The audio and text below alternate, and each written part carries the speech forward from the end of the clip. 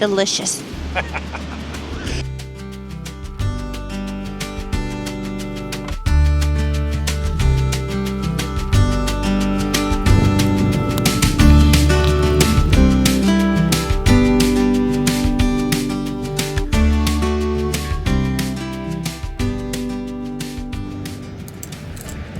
Sleep on the beach last night. Sure would have been nice, but we came back this morning and still a lovely morning view. What a helper!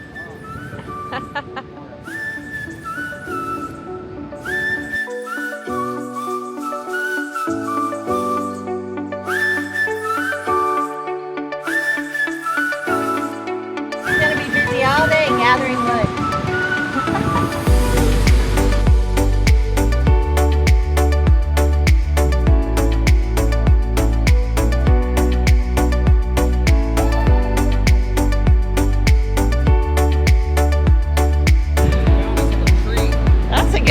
One. My hero. You got a nice little collection here, babe. Keep them coming, babe. Chilling. Very good. Let's go. Enjoy the beach and the fire. Nice way you got it set up with the wind blowing that way. Perfect. Oh, yes, this feels so good. Oh, cheers, honey.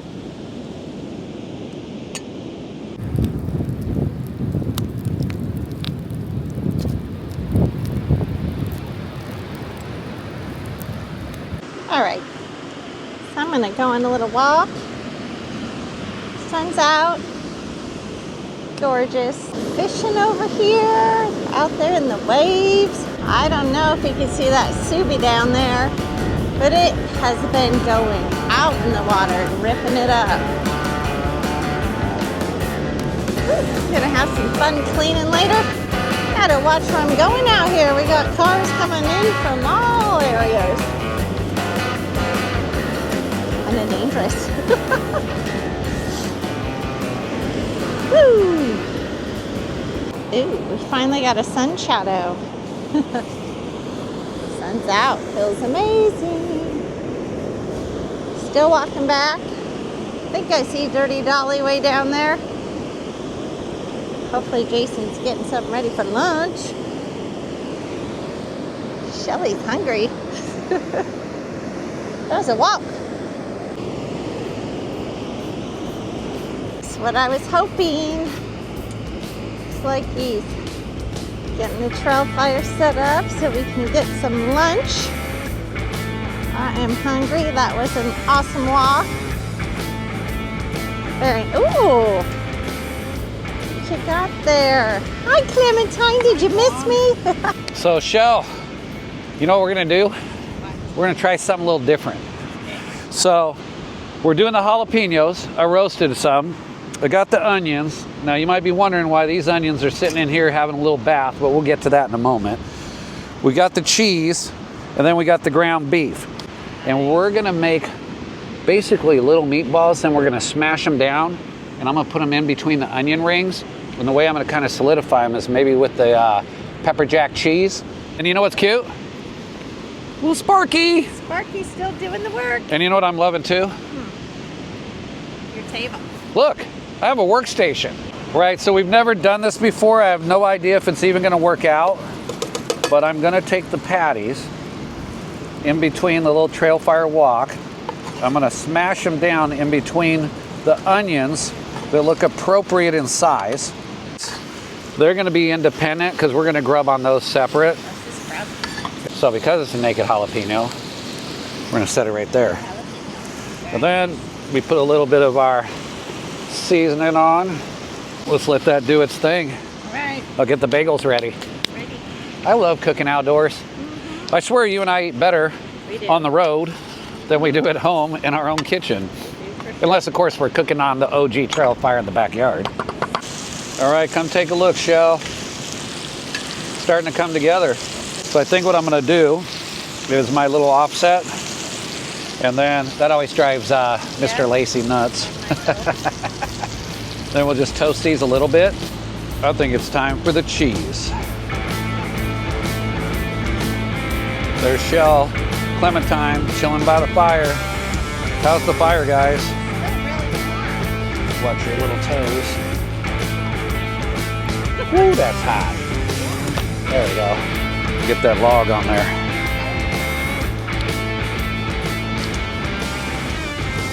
You could do this with turkey. You could do this probably with some sort of garden burger stuff. I don't know. Just get out there and do it, right? Are you ready? Ready. As I'm plating this, we could do it family style if you want. Just like that. Now you might be wondering what's going on here. Yeah, what? That's the cheese bagel with the olive oil, the seasonings, and all the good stuff. What I'm gonna do here is get you some of this, just like that. I'm gonna hand it off to you, and I'll get you some utensils. But here, let's hear what your first impression is. Looks delicious, smells delicious. All right. Go for it. Tell me what you got. Just like take a bite of this. You want me to get you? I need a fork. All right.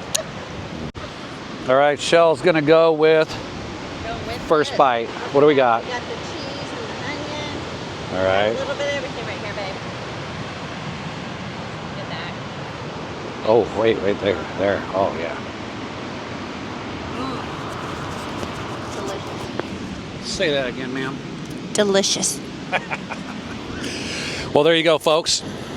Another meal by Trail Fire and the Echo Nesters. Michelle approved. Michelle approved.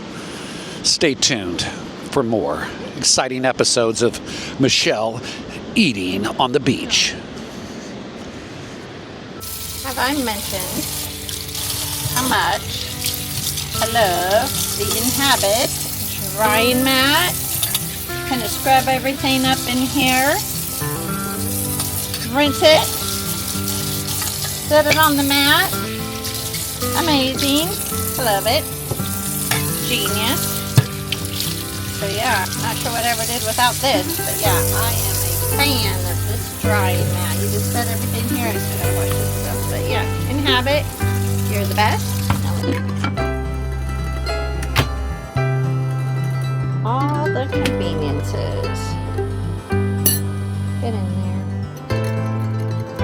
Nice and tidy.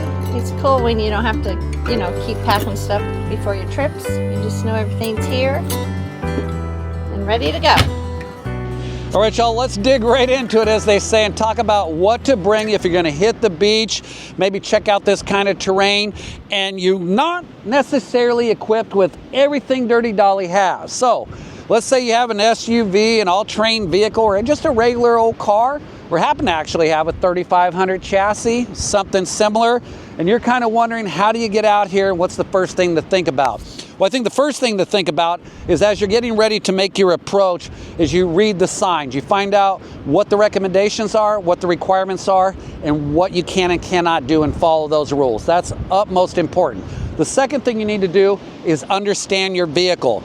Just because you have an all-wheel drive, a four-wheel drive, front-wheel drive, etc., you got to understand your vehicle. You need to read the manual. You got to understand, when are the certain systems in all-wheel drive important, when should you disable them, and what are the positive and negative aspects that they can have when it comes to getting traction outside of when the automatic traction control systems kick in. Because there's times you do not want that. We'll do a whole nother video on that. More importantly, understanding your vehicle. The second thing is, once you've assessed the approach, and you're going to come down, you're going to try to have the experience that you see a lot of these folks out here having in multiple different vehicles, is walk the platform, check the sand, see what you're up against, see who's out there and see what's going on, and understand, if you're at the beach, tide tables. At any given moment, you could lose track of what's happening and not have your way out, and that could get a little bit more interesting. So, things to carry, basic items. If you need to air up and air down, you need to have some sort of deflation kit. It doesn't have to be fancy. It doesn't have to be some remarkable piece, but it's important that you're able to understand what to air down to. Now, there's gonna be a lot of questions on that. Smaller vehicles, you're gonna hear people air down to 10, 12, 15 PSI. Larger vehicles, you're gonna hear anything from 30 to 40 PSI. Do your own due diligence. Michelle and I on this vehicle, the way it's equipped, we never go less than 30. We run it for a short time, and then we kind of climb back up from there. We'll talk about that in a different video. The other thing is, have a way to air back up, because once you've aired back down, you get back on the beaten path. It's going to be important you get those tires back up so you don't run the tire off the bead of the wheel. This happens to be something we love. It comes in a case, easy to manage, carry, goes in multiple vehicles, has air up and air down. We love it. We've demonstrated that in another video. The other thing that's really important is understanding communication. So you've got your cell phone. You check, do we have a signal? Is it a strong signal? In case we get into a situation, something's emergency, we can get a hold of the right resources. If there is no signal and you want to further that risk, get some sort of comm device. Get a CB, a walkie-talkie. Before you come in, check with the locals, check with some of the department heads and say, hey, is there a particular channel that your search and rescue rides on? Is there something like that? That is so important, because if you get out here, and most people leave and you get in a situation, you don't want to be left without that. The other thing that we like to carry, and you don't have to carry this, we like to carry a chainsaw. Reason is, if we need to cut up some wood, debris, get a path going, battery-operated chainsaw is always a good go-to. But again, understand how to use one. It's not necessary. You could bring a hatchet, which we carry. You can also bring a handsaw, because any of those limbs and debris can be used to get traction under tires. Now, thinking about traction, these are well-worn basic recovery boards that you see right here. These were under $100. We picked them up on Amazon, but you can find them well over $400. Does everybody need a $400 set? I don't think so. Now, if your thing is recovery, you're getting out there and you're doing it all the time, get yourself a really expensive set. We've had these about 2.5, 3 years now. They've held up well. We've used them. Other people have used them. Things to carry, gloves, some with reflective material. Evening might fall upon you. People need to be able to see you. Good go-to work gloves. I like to carry a breathable bag with some rain gear. Keep my gloves and stuff placed in here. If they're wet, they can breathe, not mildew, mold, and get kind of, if you will, gross, for lack of a better word. The other thing is tire repair kit. Any brand, just as long as you understand the basics. Lots of great videos out there. A lot of the companies that sell these have demonstration videos. Flashlights with strobe, very important. I like to carry a USB rechargeable unit. This also doubles right here as a charger for your phone. In case things run down, you can do that, but you can always charge it up. Battery operated ones are great, but if you're not paying attention to those batteries, been sitting a while, you can lose that. The other thing I like to carry is a safety vest, just like this. This is any old brand you can pick up that works for you. You slip it on, evening's falling upon you, vehicles are coming, ATVs, SUVs, motorcycles. You got reflective information right here to let people know what's going on. If you happen to have a winch, you can drape it over the winch line. It'll drop the winch line in the event that that breaks free. These have multiple uses. Also, a little bit of storage right there. So some sort of reflective gear, just like so. What I like to carry is a static rope and also a kinetic rope. Kinetic ropes are really, really great ropes in the event that you have to do what I call a snatch and grab, connecting to two vehicles. One's got to take off a little bit of speed, create that kinetic energy, and slingshot the other vehicle out. Static rope is more about getting that tension created and then pulling the vehicle out and getting that recovery. A lot of videos on that. We've talked about that in some of our other videos, but get yourself at least a static rope, if not a kinetic rope. The other thing that is very, very important, no matter what, carry a shovel. We're big Agency 6 fans. We love this shovel, lightweight, strong, made right here in the USA. We've toured their factory. We've done it snow, ice, about every condition, and this thing has not bent or failed. So basic gear here. If you do happen to not have a winch and stuff and you're bringing some equipment and somebody has another way to pull you, soft shackles are really good in case something lets go. Not a big projectile coming at you. Let's see, show air up, air down, lighting, gloves, recovery boards. I think we kind of covered the basics of how to get out here. And again, most importantly, understand the conditions, your vehicle, and make sure that you've got a way to communicate with people in case something goes wrong. And if you happen to be getting stuck, always bring lots of water and some protein, because you never know, you might be out for a day or two. The rest of this we've talked about, we'll continue to talk about, and you can build accordingly. Thanks for joining us. If you like what you see, please hit the like button and leave some comments, subscribe. If you got some ideas of your own, some things that you carry, I'd love to hear from you. We're always learning. we just want to kind of close out with some quick stuff here because a lot of folks wonder, what do you carry back there? We got a whole lot more we cover, but we'll do that later. So cheers to y'all, be safe and get out there and enjoy your day.